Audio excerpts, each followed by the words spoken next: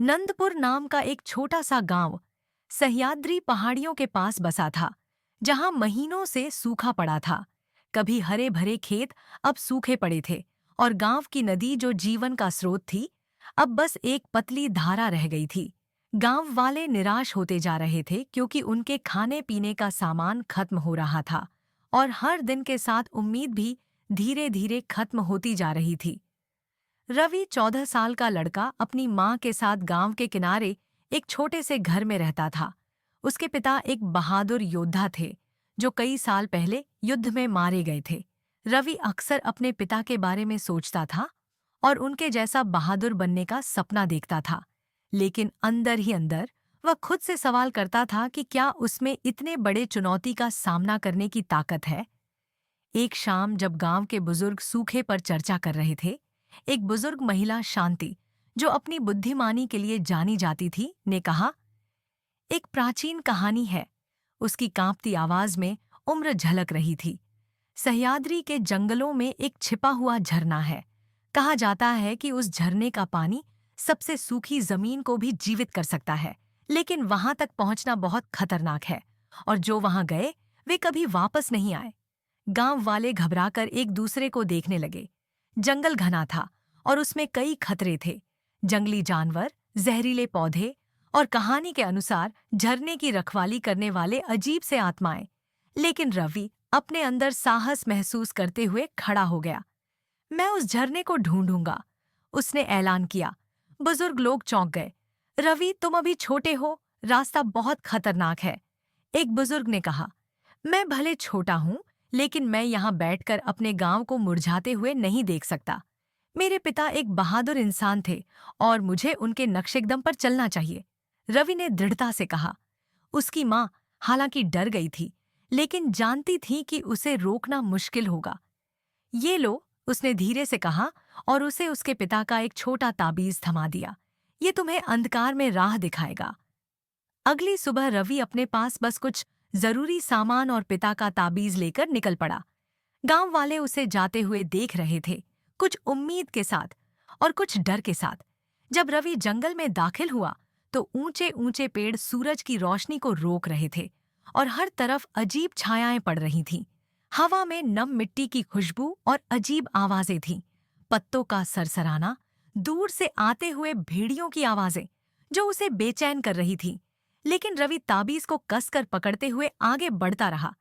कई घंटे बीत गए और जंगल और भी डरावना और उलझा हुआ लगने लगा। रास्ते बार बार मुड़ रहे थे, और जल्द ही रवि को एहसास हुआ कि वह रास्ता भटक गया है। उसके अंदर डर बढ़ने लगा। मैं हार नहीं मान सकता, उसने खुद से कहा, लेकिन संदेह धीरे धीरे उसके मन में आने लगा था। तभी झाड़ियों में कुछ हलचल हुई। रवि ठिठक गया। उसका दिल तेजी से धड़कने लगा। झाड़ियों के पीछे से एक लड़की निकली, जो उसकी ही उम्र की लग रही थी, और उसकी आंखों में चमक थी। तुम कौन हो? रवि ने हैरान होकर पूछा। मेरा नाम मीरा है, उसने अपने कपड़ों से पत्ते झाड़ते हुए जवाब दिया। मैं काफी देर से तुम्हारे पीछे चल रही हूँ, लगता है तुम्हें मदद की जरूरत है। रवि ने हैरानी से पूछा, तुम मुझे क्यों फॉलो कर रही हो? मीरा ने कंधे उचकाए। मैं इस जंगल को अच्छी तरह से जानती हूँ, मैं यहाँ बचपन से रह रही हूँ। तुम उस छिपे हुए झरने की तलाश में हो, है ना?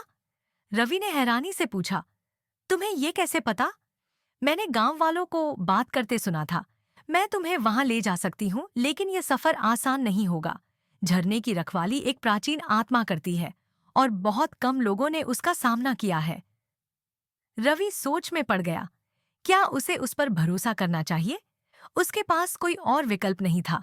बिना मीरा की मदद के वह झरने तक नहीं पहुंच सकता था। ठीक है, उसने कहा, चलो चलते हैं। जैसे जैसे वे जंगल में आगे बढ़ते गए, मीरा एक बहुमूल्य साथी साबित हुई।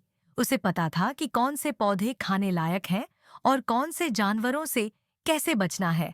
लेकिन खुद जंगल उनके खिलाफ था। झाड़ियों के कांटे उनके कपड़े पकड़ रहे थे, और घने कोहरे में रास्ता ढूंढना मुश्किल हो गया था। फिर भी वे चलते रहे। एक रात, जब वे एक बड़े पेड़ के नीचे आराम कर रहे थे, मीरा ने अपनी कहानी साझा की। मेरे माता पिता भी झरने की तलाश में गए थे, उसने चुपचाप आग की लपटों में देखते हुए कहा। और फिर कभी वापस नहीं आए। मैं उन्हें ढूंढने के लिए इसे खोजना चाहती हूँ। रवि ने ध्यान से सुना और उसे मीरा के लिए दया महसूस हुई। मैं समझता हूँ, मैंने भी अपने पिता को खो दिया। शायद हम दोनों अपनी मंजिल पा सकते हैं।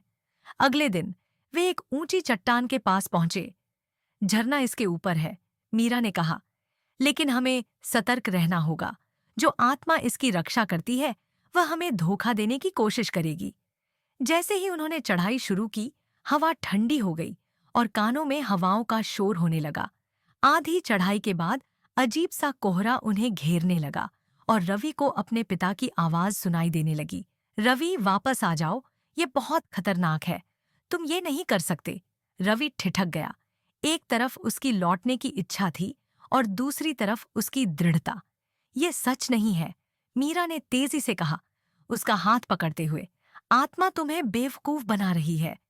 रवि ने अपनी आंखें बंद की और गहरी सांस ली, उस आवाज को नजरअंदाज करते हुए। दोनों ने मिलकर चढ़ाई जारी रखी और जब वे शीर्ष पर पहुंचे तो वहां एक चमचमाता हुआ साफ पानी का तालाब था।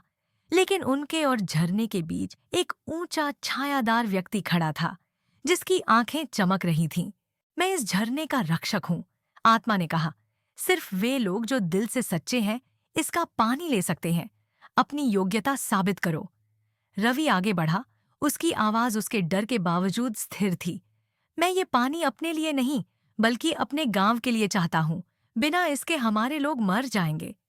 आत्मा की आंखें थोड़ी देर के लिए झपकती रहीं और ऐसा लगा जैसे वह कुछ सोच रही थी। फिर उसने दोबारा कहा, सच्ची बहादुरी डर के अभाव में नहीं, बल्कि उसे पार करने की ताकत में होती है। तुमने अपनी योग्यता साबित कर दी है। आत्मा गायब हो गई और झरने तक का रास्ता साफ हो गया। रवि और मीरा ने अपने बर्तन पवित्र जल से भर लिए और उनके दिलों में राहत थी। वे दोनों लंबी यात्रा तय कर नंदपुर लौट आए, जहां उस पानी ने फसलों को फिर से जीवित कर दिया और गांव में जीवन लौट आया। जीवन में सच्ची बहादुरी डर का सामना न करने में नहीं है, बल्कि डर का सामना करते हुए आगे बढ़ने में है। रवि की यात्रा हमें सिखाती है कि कभी-कभी सबसे बड़ी ताकत हमारे अंदर होती है और दोस्तों की मदद से हम किसी भी चुनौती का सामना कर सकते हैं।